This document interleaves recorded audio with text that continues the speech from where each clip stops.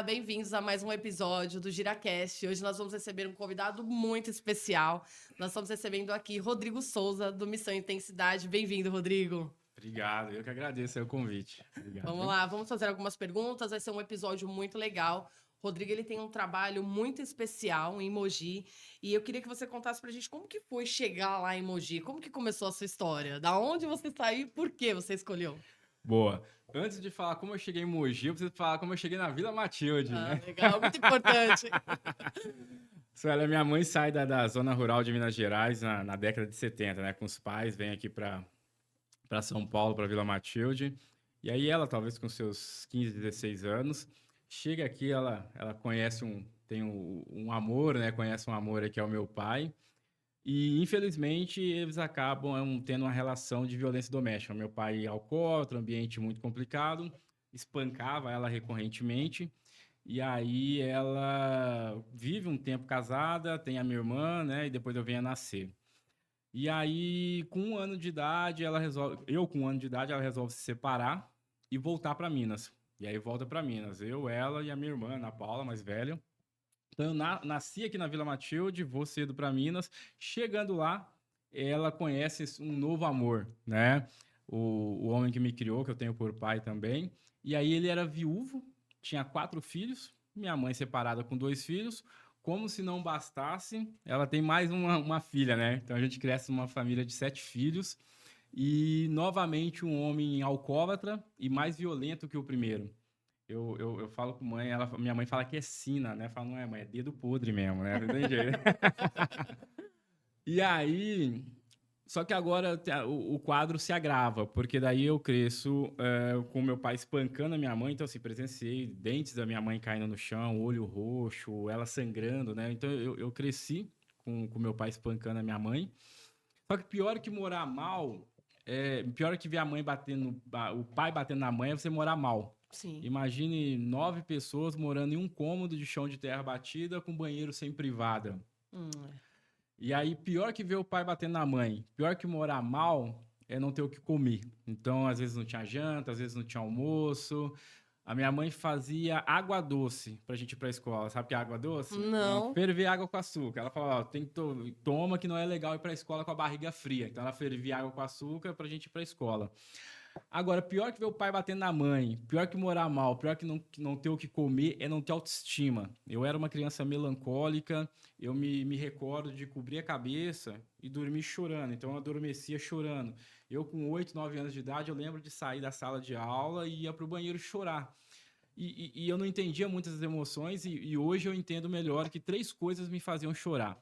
Primeiro, o fato de ser preto. Eu não gostava de ser preto. Há 35 anos, 38 anos no interior de Minas Gerais, cara, não tinha psicopedagogo, pais empoderados. Você olhava para a TV, você via Neuza Borges sendo empregada doméstica.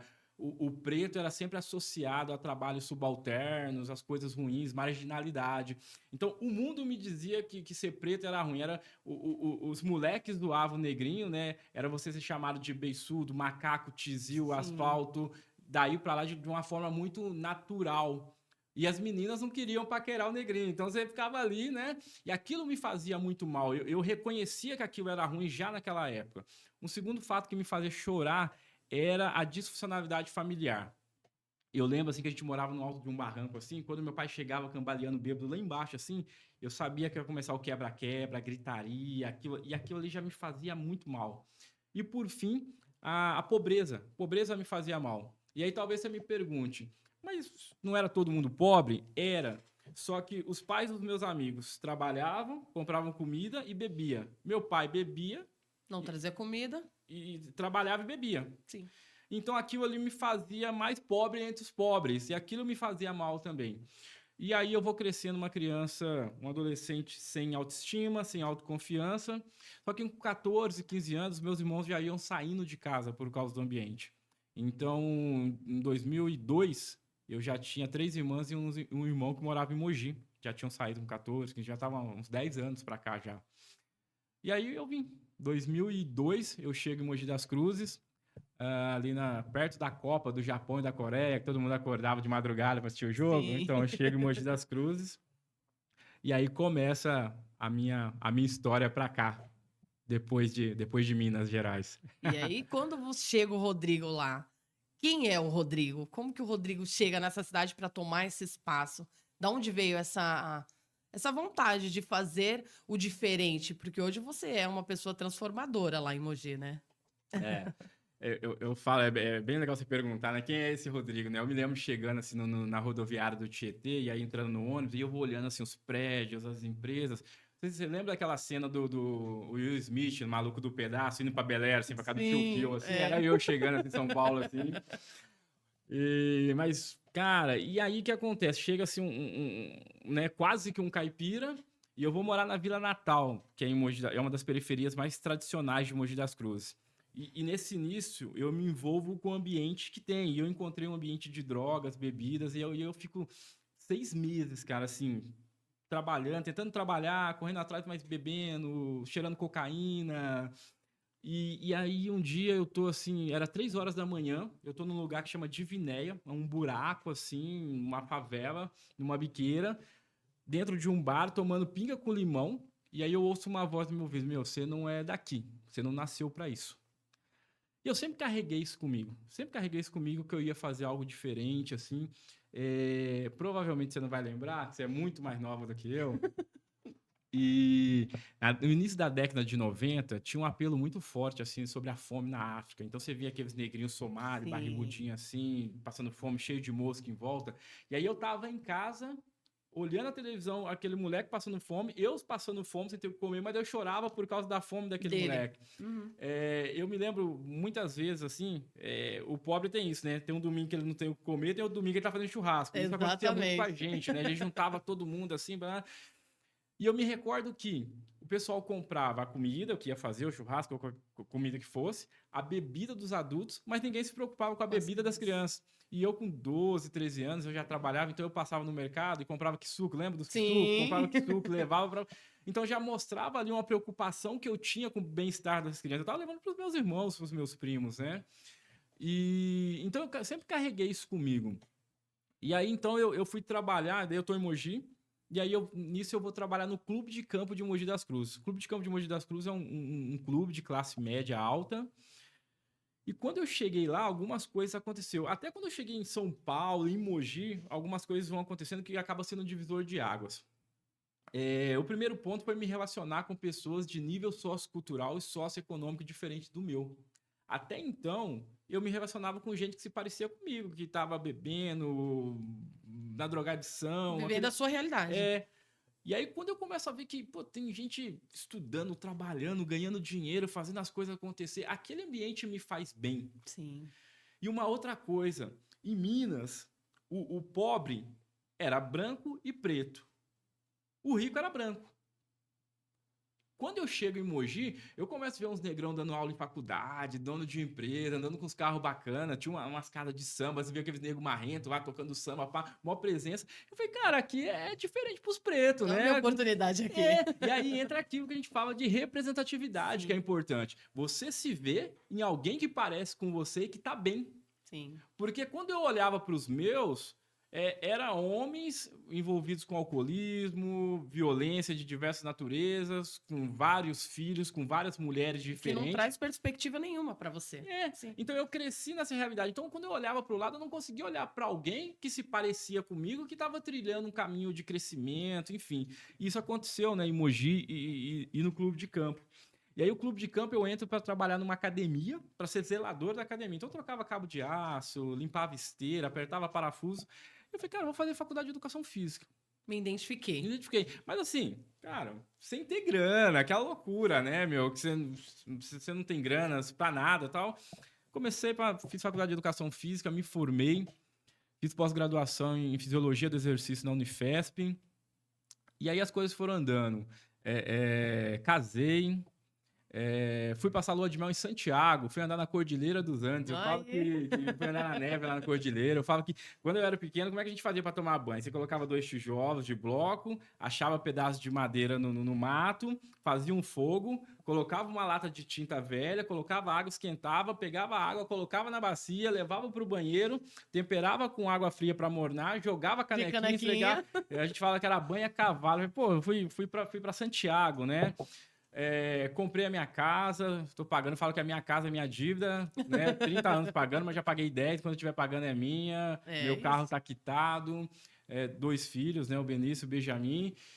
E aí eu falo que não é uma questão de ter, mas é uma questão de ser, né? E aí eu falo que em meio a isso tudo, gritava dentro de mim o propósito, né? Eu ficava, cara, eu vou ser missionário no sertão nordestino, cuidar das crianças, ou eu vou abrir minha academia, ou vou ser professor acadêmico também, que era algo que eu queria, né? Enfim, e aí eu vivi um período nessa dúvida, nessa loucura sobre o que eu ia fazer da minha vida. Mas tem no DNA, né? Quando não adianta. Quando a gente nasce no DNA com a vontade de ajudar o próximo, fala mais alto. E aí a gente vai vendo em pequenos detalhes do dia a dia. Eu acredito muito em Deus. Eu acredito que Deus vai mostrando pra gente, ó, esse é o caminho, esse é o caminho. E como que nasceu a Missão Intensidade? Conta pra gente. Depois de toda essa trajetória até chegar em Mogi, fazer a sua faculdade, conquistar ali seu espaço. Nasceu o professor Rodrigão, né? Que é Professor conhecido lá. Rodrigão, Eu sei dessa professor história. Rodrigão, 2011, eu tô recém-formado. Olha, já estava formado, fazendo pós-graduação e nesse dilema, né? Que tinha alguma coisa que falava dentro de mim, cara, você precisa. Era com o próximo, era para fazer algo, mas eu ainda não estava entendendo. E. E aí eu tava para ir pro sertão. Tava para ir pro sertão, para ser missionário do sertão nordestino, fazer um projeto social no sertão. E aí, enfim, envolvimento com igreja tem gente, onde tem gente tem problema, as coisas não deram certo, eu entrei numa frustração. E aí passei 3 anos, assim, num limbo, numa loucura, tentando me descobrir. E nesse mesmo período eu fui dar aula num bairro da periferia de Mogi, que é o Novo Horizonte, que é um bairro de divisa de Mogi, Itaquaquecetuba e Suzano. Então, né, eu tô ali nesse meio. E isso em 2011. E aí, vivendo uma série de coisas que eu teria que fazer a gente teria que fazer um outro podcast para te explicar esses 3 anos que aconteceu dentro desses 3 anos. Mas em 2014, uma mãe entra na escola, ela chega na mesa do diretor, ela dá um tapa na mesa, ela fala assim, ó, tô indo trabalhar na zona, não tenho nada o que comer em casa, você vai me denunciar ou você vai colocar comida na mesa dos meus filhos? Eles vão ficar sozinhos, mas eu preciso trabalhar. E aí eu tava do lado, assim, eu ouvi isso, e aí eu sou tomado de choro, assim, em pé, dentro da escola, assim. E aí eu viro pra uma faxineira que morava no bairro e falo, pô, ela falou que vai pagar se alguém quiser olhar. Puta, vai lá, olha as crianças, para as crianças não ficar sozinhas. E essas crianças eram meus alunos na escola. Aí essa faxineira, ela olha pra mim assim, e ela, cara, ali foi, pra mim foi Deus falando comigo, ela olha no fundo dos meus olhos e fala assim, você não sabe de nada da vida dessas crianças, você não sabe nem onde elas moram. E eu falei, pô, quero saber, então, me leva lá. E aí passou 2 dias, chamei um casal de amigos, chamei ela e a gente foi lá. E aí eu encontro uma favela, uma invasão dentro do bairro, um buraco, um vale com 80 famílias morando. E aí eu me dei conta que eu fazia casa, escola, trabalho, escola, mas eu não conhecia a realidade do bairro. Eu administrava as demandas dentro da escola ali, o que acontecia, mas eu não conhecia. E aí, quando eu chego nesse lugar, a maioria dos meus alunos moravam ali. Professor Rodrigo, tá aquela loucura. E eu sou tomado de 3 sentimentos.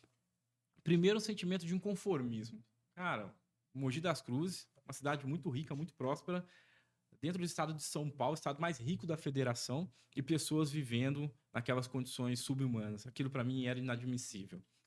Segundo, um sentimento de compaixão, de você olhar para uma pessoa que é alguém da sua raça, alguém que tem emoções parecidas com a sua, dores semelhantes à sua, e você olhar e falar, cara, não é possível que essa pessoa tá vivendo assim e eu não fiz fazer nada por isso. Sim. Então, de você se mover mesmo de íntima compaixão por aquelas pessoas. E por fim, o sentimento de identificação, porque eu tinha crescido numa realidade parecida. Sim. Então eu vi os negrinhos correndo ali, brincando, e falei, cara, esse aí sou eu há 30 anos atrás. Eu vi umas mães chegando cansada, com uma cesta básica nas costas, um cara de sofrimento que saiu 6 horas da manhã para fazer faxina. Muitas vezes foi para uma casa onde o patrão era opressor, era mal educado, que às vezes não deixava ela nem usar um banheiro. Sim. Eu conheço histórias de faxineiros que tinham que levar o potinho para fazer xixi porque não podia usar o banheiro da casa para fazer xixi. Um absurdo. Né? E chegando ali, precisando de uma ajuda, precisando de comida. E eu falei, cara, essa é minha mãe há 30 anos atrás. E aí saí dali, chamei um grupo de amigos e falei, ó, a situação é essa, a gente precisa fazer alguma coisa. Isso foi finalzinho de outubro de 2014. E aí, em 28 de fevereiro de 2015, a gente inicia oficialmente os trabalhos com a Missão Intensidade. Aí, ó, a Missão Intensidade tem uma história que ela veio agregando ali, trazendo dores, né?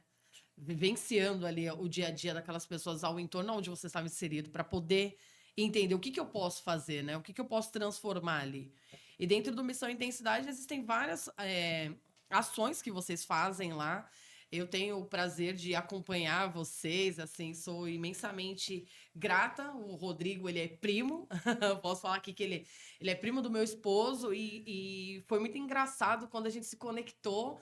Nós nos conhecemos pelas redes sociais, começamos a nos falar mais do que os próprios familiares. Eu falo que eu falo mais com você do que com os meus primos, com a Adriana. Eu falo mais com você com a Adriana. E aí, quando a gente teve nosso primeiro encontro, foi muito engraçado, porque ele falou literalmente no almoço de família. Eu falo mais com a Su do que com os próximos familiares, mas é grandioso ver o que você faz. Eu também sou movida por essa ação social. Eu acho que a gente tem a missão de ajudar ali as pessoas que não podem, que precisam da nossa ajuda, a nossa fala, né?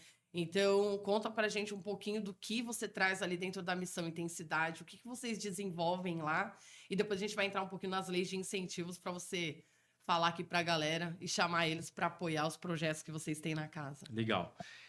A Missão Intensidade hoje, ela trabalha com esporte, cultura, educação tecnológica e qualificação profissional de jovens. A gente trabalha com crianças, adolescentes e jovens de 4 a 29 anos. Esse é o nosso core business.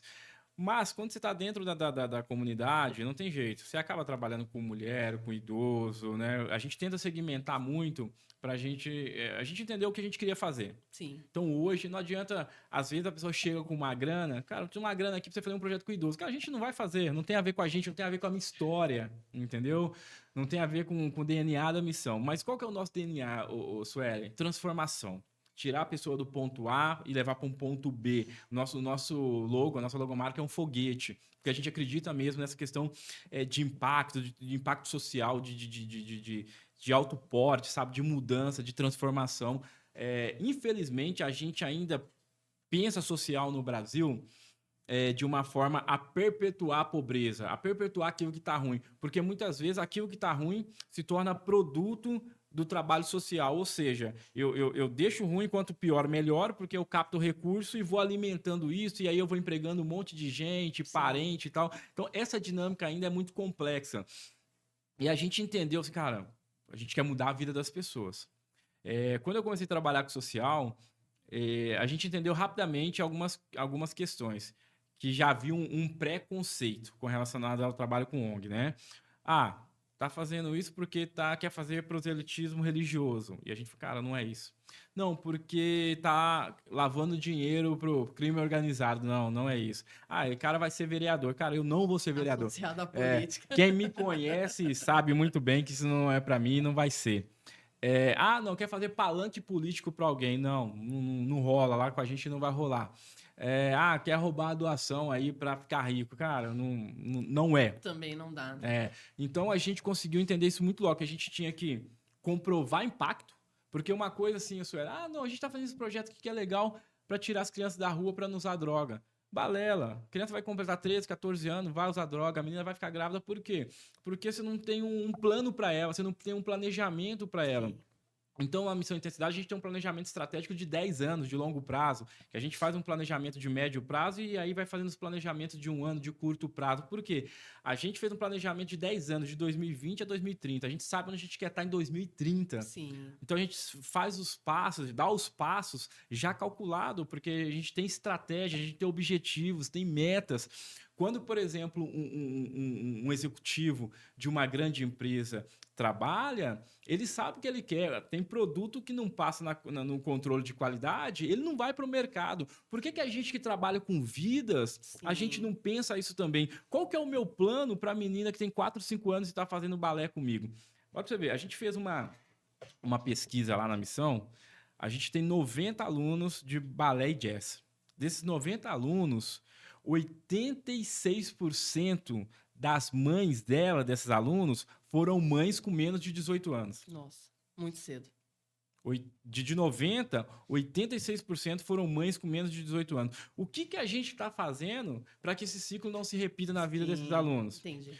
Dos nossos 120 alunos de futebol, 82% dos pais ou foram para o sistema carcerário ou tiveram gente na família que passou pelo sistema carcerário. Não, passaram para o sistema carcerário. O que a gente está fazendo para que esse ciclo não se repita na vida desses jovens e dessas crianças quando eles se tornarem jovens daqui 15, 10, 5 anos que seja? Então a gente tem um plano para eles. E como que a gente pensou isso, Ellen?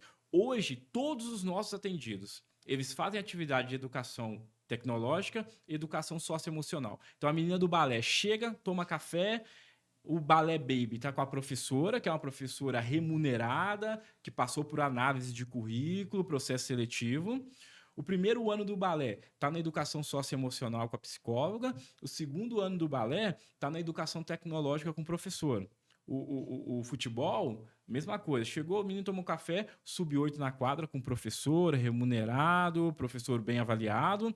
Sub-10 no socioemocional com a psicóloga. E o sub-12 na educação tecnológica com o professor. E aí eles vão fazendo rodízio. Hoje, eu falo que é venda casada. Todos os alunos da Missão Intensidade, todos os 380 atendidos, eles, independente da atividade fim, eles precisam fazer educação tecnológica e educação socioemocional. Por quê? Primeiro, a gente acredita que para reduzir a desigualdade social, a gente precisa reduzir a desigualdade digital. Sim. Aquilo que os meus pais, os nossos pais, avós sofreram por serem analfabeto lá atrás, a nossa geração vai sofrer por ser analfabeto digital. Então, hoje, você quer marcar uma consulta, cara, é via link. Tecnologia, sim. Você vai no mercado, já tá cheio de caixa de autoatendimento. Daqui 10 anos não vai ter operador de caixa mais, vai ser autoatendimento. Sim. Esses dias eu fui almoçar no restaurante, peguei a comida, cheguei na balança, coloquei e tô esperando alguém pesar. Meu rosto apareceu no computador e saiu a notinha. Então é menos alguém atrás da balança, sim, e mais alguém que desenvolveu o sistema. O mundo é tecnologia, né? Não tem como fugir disso. E né? se o mundo é tech, a favela precisa ser tech. Sim. Como que a gente vai fazer essa galera acompanhar esse movimento, né? E a questão da educação socioemocional. Você pega uma menina de 15 anos que vive em 2 cômodos, com um pai, às vezes, violento, um ambiente violento, insalubre. Na cabeça dela, ela vai arrumar um cara com 15, 16 anos, ficar grávida desse cara, achando que é uma liberdade de morar com esse cara, e vai ser um cara que muitas vezes vai espancar ela, vai dar 1, 2, 3 filhos, daqui a pouco vai largar ela com um monte de filho. E é uma realidade constante. A gente tem visto aí a quantidade de feminicídio que tem aumentado, e é uma realidade que a gente acha que não existia, e isso já existe há muito tempo. Há muito tempo. E a gente está aqui para fazer isso, com que essas pessoas mudem esse pensamento de que casar nova para fugir de casa, para fugir da realidade que ela tem, talvez hoje não seja a melhor solução. Então, eu acredito verdadeiramente que trabalhos como o seu e como nós, as outras instituições e associações que nós temos trazidos aqui, têm feito essa diferença, têm dado a oportunidade de você ir para marginalização ou para você ir para uma oportunidade onde a gente abraça, transforma e dá oportunidade para essas crianças. E entender que hoje vocês têm esse ciclo completo, que é de fazer eles entenderem uma realidade da onde eles vieram e para onde eles podem ir, através da oportunidade que vocês dão lá dentro. Sim, né? sim. E é isso. Então a gente olha com muita energia para essa forma de atuar, né? Então, esporte e cultura valorizando o talento individual, educação tecnológica preparando para o estudo, preparando para o mercado, e educação socioemocional preparando para a tomada de decisão.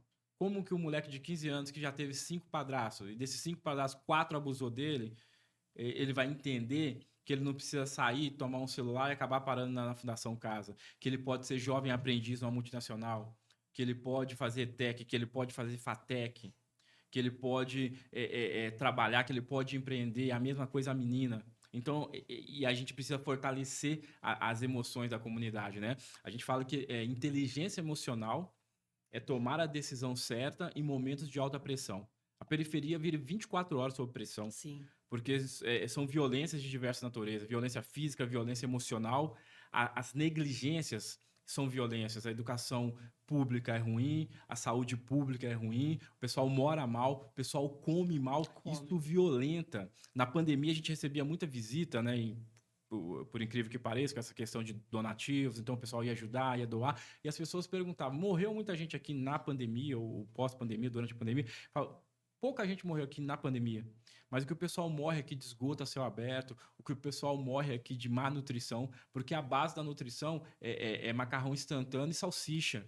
Como que uma pessoa dessa vai ter longevidade? Não tem. Né? Então, a gente realmente tem preparado a comunidade para uma transformação de vida. Legal, Rô. É assim, é incrível o trabalho que você faz. A gente espera que seja um legado para os seus filhos também, que eu acredito que você fala deles com muito orgulho. A gente acompanha aí o quanto você se dedica. Eles estão ali sempre com você.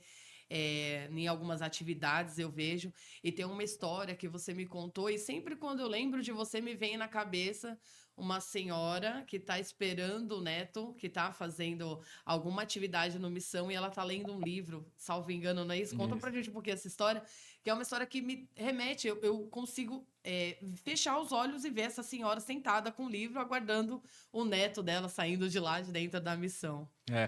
A gente tem uma biblioteca comunitária lá, muito bonita, por sinal, com mais de 5 mil títulos.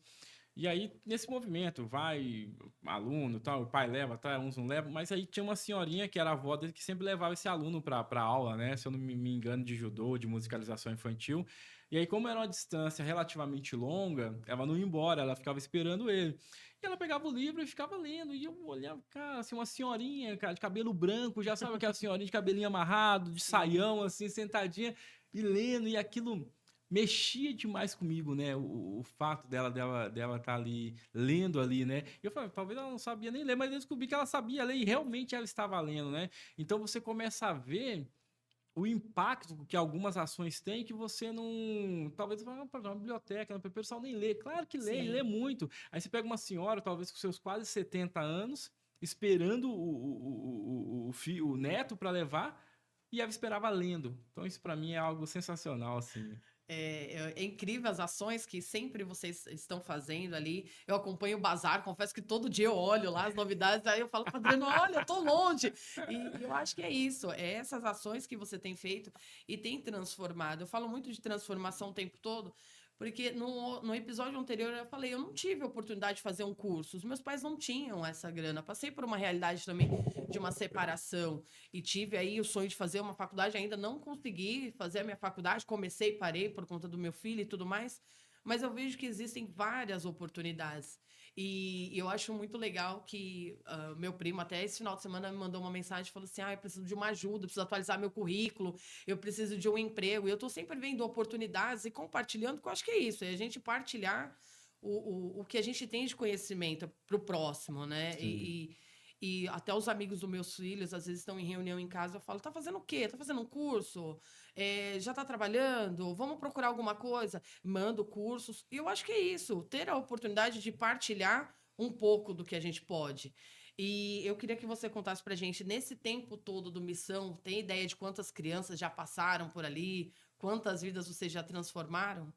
A gente está fazendo isso agora porque a gente completou 10 anos, né? 28 de fevereiro agora de 2015, a gente completou 10 anos. Então, a gente está fazendo nosso relatório anual, que a gente faz sempre, e a gente está fazendo um relatório de 10 anos, né? Então, eu estou com alguns números frescos na cabeça, mas para você ter uma ideia, de 2021 para cá, a gente colocou 100 jovens no mercado de trabalho. Na verdade, já passou. Na verdade, no final do ano passado, de 24, a gente bateu a meta de 100 jovens que a gente colocou no mercado de trabalho. E aí, talvez você me fale, mas de 2021 a 2024, se a gente fazer uma conta aqui, talvez são poucos alunos por ano. Não. Cara, mas a gente está dentro de um território onde esses meninos... Eu estou a 20 quilômetros do centro da cidade, do marco zero da cidade. A gente tem um problema de acessibilidade. Eu estou numa região de divisa. É quase uma ilha de Lost, assim. É um negócio louco, assim. Eles vivem muito segregados ali. Então, você conseguir pegar numa região dessa, onde a oportunidade não chega, quando chega é mais difícil, Sim. você conseguir qualificar primeiro, que a gente não emprega sem qualificar antes. A gente tem um curso lá de qualificação profissional que são oficinas digitais para o mercado de trabalho. Então, um dia eles ficam estudando pacote Office, ferramentas do Google, enfim, essas questões do dia a dia. E no outro dia, eles estudam o socioemocional, com a psicóloga, onde eles estudam gestão das emoções, inteligência emocional, relacionamento interpessoal. E cada um desses alunos tem um mentor de carreira que acompanha ele em 10 encontros pelo WhatsApp, pelo Meet, enfim, e um mentor de inteligência emocional. Então, esse jovem recebe o curso de tecnologia. Que incrível. Esse jovem recebe presencialmente o curso de socioemocional. Ele tem 2 mentores individual, só para ele, que acompanham ele durante 10 encontros, mentor de carreira e mentor de inteligência emocional, e toda a estrutura à disposição dele. Quando ele termina esse curso, a gente faz de tudo para empregar esse jovem. Não tem como falar que não teve oportunidade. Não tem como não falar que. Então a gente já qualificou mais de 350. Desses 350, a gente colocou 100 no mercado de trabalho. Uns estão até hoje, uns entraram, saíram, uns entraram, ficaram e arrumaram outro emprego, foi uma porta de entrada. Atualmente, a gente atende 380 crianças, adolescentes e jovens que a gente está atendendo. É um número bem grande. Mas ao longo desses anos, a gente já passou dos 2.000 atendidos assim, nesses 10 mil anos. A gente já passou de 30 mil atendimentos também que a gente fez ao longo desses 10 anos. Então, a gente está com os números mais frescos, porque realmente a gente está fazendo um relatório de impacto desses 10 anos, algo bem legal que vai sair aí. Então, assim, muita gente que passou com a gente, muita gente que teve a vida transformada, assim, a gente tem vários cases de sucesso lá, várias histórias muito, muito bacanas de gente que passou por lá e teve sua vida transformada. Legal. E conta pra gente, Rô, quais hoje são as leis que vocês atuam via lei de incentivo fiscal? Suelen, hoje a gente está apto para trabalhar com todas, né? Hoje a gente tem a certificação do CMDCA, os nossos CNDs estão em dia, então a gente tem o básico bem feito lá em termos de documentação. Então a gente já aprovou leis de incentivo municipal, que são as leis de incentivo à cultura. A gente já aprovou 3 vezes essas leis e agora está no processo, a gente já escreveu, terminou, né? Então a gente está esperando lá. A lei de incentivo ao esporte no estado, a gente também já escreveu, não estamos agora com o projeto aprovado. Nós amadurecemos com relação a essa questão de editais incentivados há pouco tempo. Sim. Porque, primeiro, a missão e intensidade, muito a partir do que eu acreditava, da diretoria, do conselho, a gente cresce com uma certa rejeição com o poder público, tentando trabalhar com o setor privado via patrocínio e capital direto. Sim.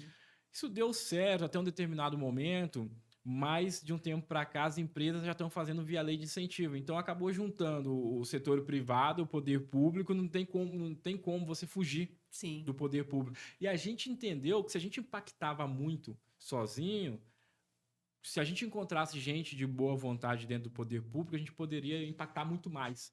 Então a gente se abriu para esse diálogo e entendeu que tem que dialogar com todo mundo. O poder público hoje talvez seja o principal parceiro do terceiro setor.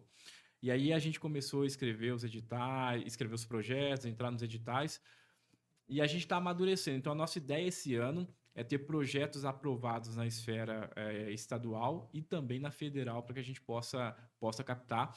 Mas eu acho que o bacana é que a missão e intensidade enquanto organização e projetos, ela está muito madura, porque muitas vezes a gente aprova o edital para executar. Sim. A gente já executa.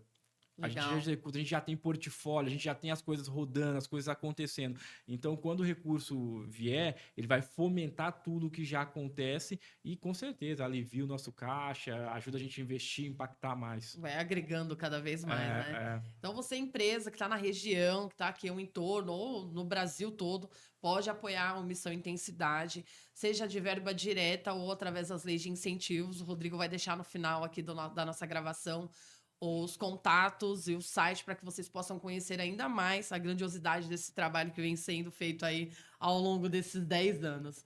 Me diz, qual foi a primeira ação realizada assim pela ONG que você nunca vai esquecer, que gerou um impacto de você falar assim, eu tô no caminho certo, é isso que eu quero fazer e é isso que eu quero levar aí ao longo da minha jornada? Olha, essa é uma pergunta difícil porque são várias ações assim, né? Difícil escolher uma só, difícil né? escolher, mas eu vou talvez te falar mais recente, assim. Ao longo desses 10 anos, eu fiquei muito tempo na operação. E em qualquer segmento, todo mundo sabe que é muito difícil sair da operação e ir para a gestão. Sim. É uma transição muito dolorosa, porque você acha que só você sabe fazer. Aquele filho é seu, né? Então você não quer deixar ninguém cuidar, né? E aí você vai soltando, vai soltando. E eu cheguei no momento que eu faço a gestão, sou executivo, e eu fico menos na linha de frente. Porque senão alguém tem que captar recurso, alguém tem que gerir gente, né? Alguém tem que trabalhar, eu falo. E aí, você vai ficando um pouco mais frio. Porque você está toda hora assinando documentos, você está toda hora atrás do computador, você está toda hora, né, fazendo uma série de coisas que te tiram um pouco do contato com os atendidos. E na Páscoa, a gente foi fazer ação de Páscoa, a gente tem uma parceria com o Instituto Cacau Show pelo 3º ano, assim, eles doam pra gente chocolate. E aí a gente tinha uma parceria, fez uma parceria com uma outra empresa e a meta eram 200 chocolates, eles conseguiram 1.000 chocolates. Uau. E aí, cara, isso me obrigou a trabalhar mais, a entregar chocolate pra todo mundo. E aí eu comecei a procurar alguns parceiros que têm projeto. Pô, tem chocolate aí pras crianças? Ah, não tem e tal. E nessa andança, né, a gente colocou no carro e eu fui andando nos bairros, nos arredores lá. E aí eu cheguei num bairro, que é próximo lá, relativamente próximo. E aí o que isso nos proporcionou? Atender também adultos, alguns adultos que a gente achou que era legal, coisa que geralmente você não faz, né? Sim. Porque, pô, é muita criança e tal, mas tava sobrando tanto. E aí eu encontrei uma senhora negra, assim, de uns 42, 43, talvez um pouco mais velha, de cabelo crespo, sem a maioria dos dentes da frente. E aí eu entreguei um chocolate para ela, e aí ela pegou o ovo de Páscoa, assim, e ela começou a rir, sem os dentes, e ela falou, nossa, é a primeira vez que eu ganho um ovo de Páscoa. Ah, que E aí ela incrível. colocava a mão na testa, assim, e falava, meu Deus, eu ganhei um ovo de Páscoa. E você via como era genuíno aquilo. Daí eu fiquei me perguntando, cara, como que essa mulher foi invisibilizada? Primeiro eu falei, ela tá atirando comigo, né? Será que não tem um mercadinho aqui que ela não comprou um ovo de Páscoa? Será que a patroa dela um dia não deu um ovo de Páscoa para ela? Aí depois você entra no outro lugar e fala, cara, como que essa mulher foi invisibilizada, que quase com 50 anos de idade ela nunca ganhou ovo de Páscoa? Sim, E pior, que criança que essa mulher foi para se foi. tornar um adulto? Porque muitas vezes, quando a gente olha para um adulto e a gente critica algumas posturas e algumas atitudes, eu criei um negócio comigo, eu fico me perguntando, que criança que esse adulto foi? Quais são os traumas, as dores que ela traz? É. E aí, por que que eu falo que essa história? Talvez eu podia contar uma. Eu tenho várias histórias de cases que a gente tem, assim, de começo, meio e fim, né? Mas essa história tá muito recente, por quê? Porque ela me tirou um pouco ali de sair um pouco da cadeira, do computador, de estar na rua e de entender que o fato daquela mulher com quase 50 anos de idade nunca ter ganhado um ovo de Páscoa, ela ter ficado tão emocionada, tão feliz de receber, faz com que o meu trabalho na base com as crianças faz com que essas crianças tenham visibilidade.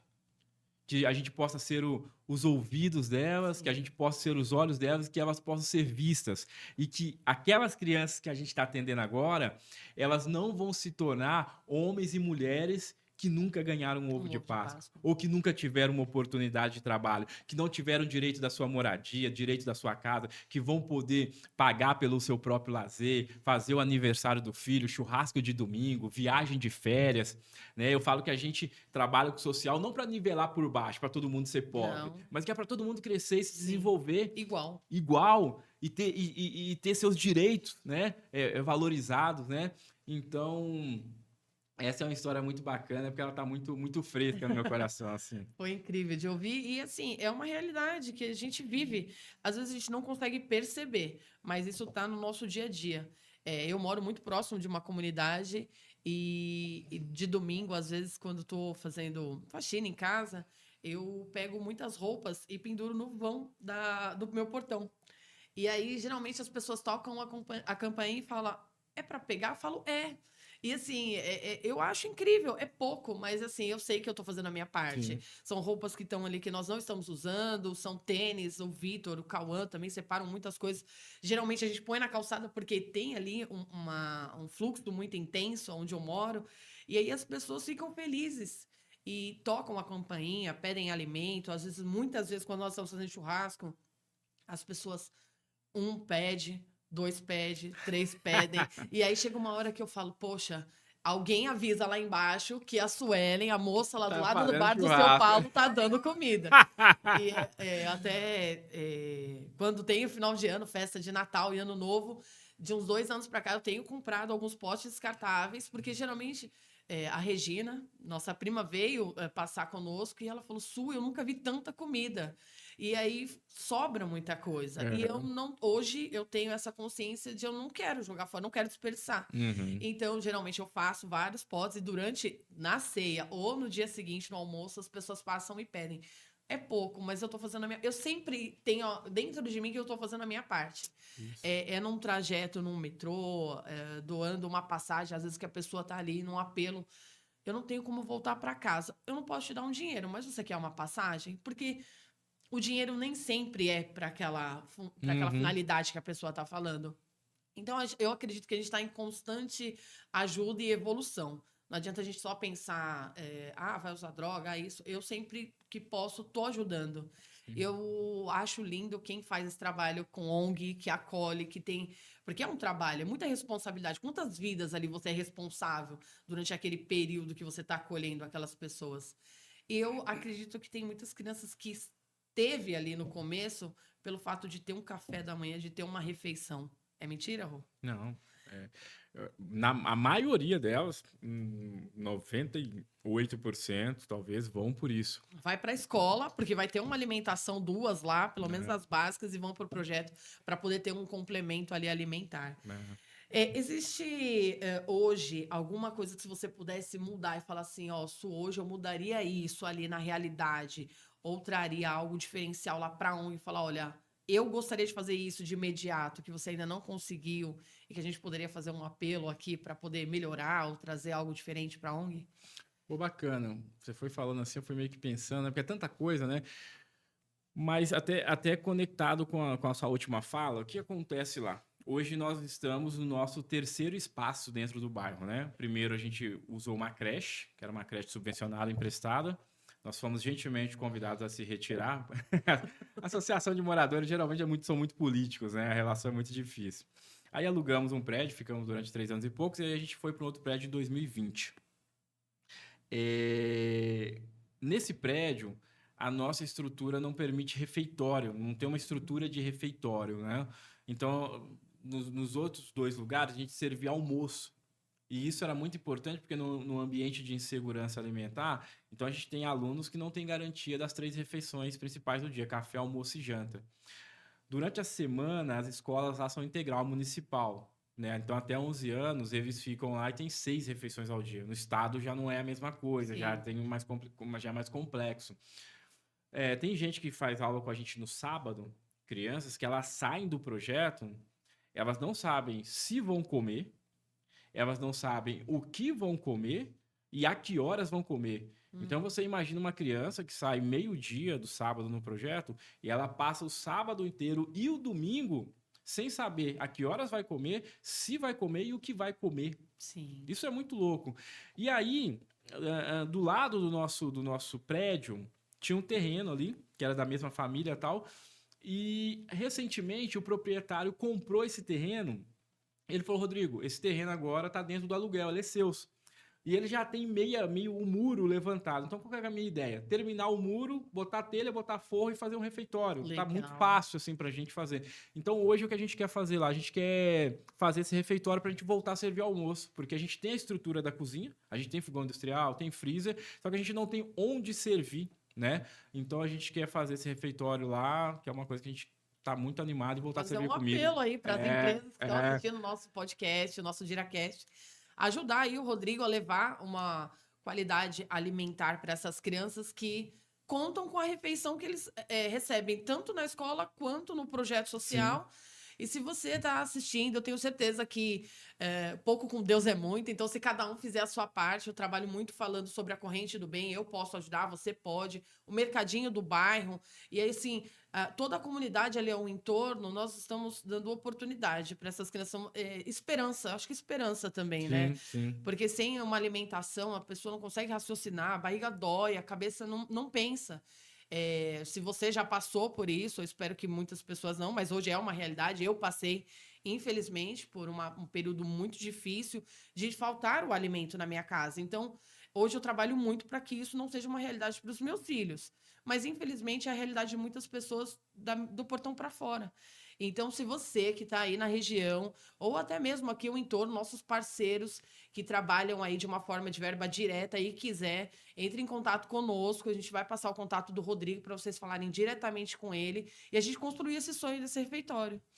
Bora, vamos fazer. Tá Vamos fazer fácil, tá acontecer, né? fácil, meu. Pouca coisa aí a gente resolve isso. E aí, ainda que a gente pode melhorar. Hoje o prédio de vocês é alugado, Sim, né? sim. Vamos trabalhar aí para que a gente consiga um espaço de verdade para a gente construir ali uma missão que vai ter uma longevidade muito maior e o peso de não ter o aluguel ali facilita em você investir em outras coisas, né?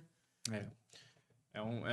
Na verdade, isso ainda é uma discussão que a gente tem lá na missão ainda. Alugar ou ter prédio próprio. Sede própria, né? Lá ainda é um debate no nosso conselho, na nossa diretoria lá. Legal. Mas interessante. Pô, se você pudesse deixar aqui uma mensagem para quem também faz a diferença no dia a dia das pessoas, qual mensagem seria?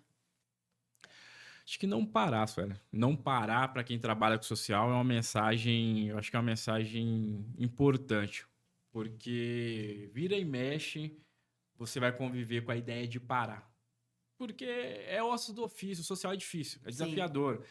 Você ter recurso para financiar as atividades, você lidar com as mazelas dos outros, principalmente com as mazelas das crianças, com toda a problemática do território.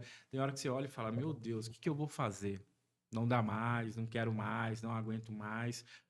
Mas é aquilo que a gente falou no início, é DNA, é propósito, é vocação. Então, assim, a minha mensagem para quem está no front, para quem está na linha de frente, está trabalhando com gente, está mudando a vida das pessoas, não pare. Não pare porque tem muita gente se espelhando em você.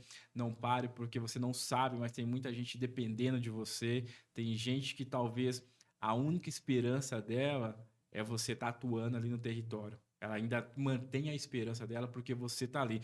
O dia a dia faz a gente se acostumar com a dor, com os problemas das pessoas. Você começa a ver tanto que você começa a achar normal. Que não vai mudar essa realidade. Que não vai mudar. Mas não é normal uma menina ficar grávida com 15 anos. Onde que isso é normal, uma criança ficar grávida de outra criança? 15 ainda a gente está elevando, né? Hoje a gente vê aí 13, 12 anos. Pois É uma realidade muito triste. Não é normal um moleque com 15 anos ir parar na Fundação Casa. Esse moleque tinha que estar estudando, esse moleque tinha que estar trabalhando, esse moleque tinha que estar, sabe, criando planos para o futuro.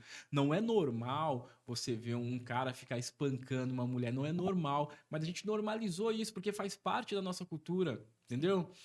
Não é normal você andar numa comunidade 7 horas da noite, num tempo de inverno, e ver uma menininha de 6 anos caminhando com uma garrafa na mão, indo comprar cerveja, com um topzinho e o shortinho no meio do bumbum. Não é normal. Não é normal você ver crianças sendo violentadas sexualmente pelo avô, pelo tio. Isso não é normal. E isso acontece todo dia nas comunidades. E a gente normalizou. Né? E a gente que trabalha com social vai se acostumando porque a gente está ali, vai vendo, vai vendo. Pô. Recentemente, né, um ano, um pouco a mais, o pai de um aluno meu matou outro pai de aluno meu na frente dos 2 alunos. Nossa. Saqueado. Um deu um tiro no outro, não acertou, outro buscou a faca e esfaqueou o outro. Isso não é normal. Como que eu vou lidar com a cabeça desse aluno todo dia no meu projeto? Só que eu acostumo, eu esqueço dele. Então, assim, não pare, porque a nossa presença faz muita diferença na vida das pessoas e da comunidade. É isso. Quero agradecer, Rô, imensamente a oportunidade de ter você aqui no nosso GiraCast para esse bate-papo, para trazer o conhecimento das pessoas, esse trabalho tão importante que você faz ao entorno ali. Nós somos pequenininhos, né, diante a dificuldade, a toda essa realidade do nosso país. Então, eu acredito que você fazendo um pouco, eu fazendo um pouco, trazendo instituições, associações como a sua aqui, dando voz, a gente consegue levar para as empresas entenderem o quanto é sério, o quanto você tem transformado e mudado a realidade dessas pessoas. Nós somos pequenos, mas nós contamos com a ajuda de todo mundo aí que nos assiste, que te acompanha, que vê o trabalho que você faz diferenciado lá ao entorno, para mudar essas realidades. Então, que seja o primeiro de muitos bate-papos, que a gente possa ir lá conhecer a Missão Intensidade e mostrar para vocês que é lindo o trabalho que é feito lá e que nós só queremos que ele cresça ainda mais e que conte com o nosso apoio para que tragam novos recursos, novas oportunidades para ampliação desse projeto tão lindo que você traz para todo mundo. Eu que agradeço, viu, Sueli? Obrigado pelo convite, obrigado por me trazer aqui, né? Quase que a força, né? E ter surpresas boas hoje, né? Então foi um motivo bom para vir aqui. E pela oportunidade, eu gosto demais de falar do projeto, eu sou suspeito para falar, gosto demais de falar do que a gente faz lá, de como a gente faz, principalmente de como a gente faz, né? Se a galera quiser conhecer mais, @missão_intensidade ou www.missãointensidade.org.br. Lá você acessa todas as nossas redes sociais, nosso trabalho lá. Então, obrigado pela oportunidade. Eu que agradeço, Rô. Obrigada. Não esqueça, curta muito esse episódio e compartilhe e fique conosco. Obrigada.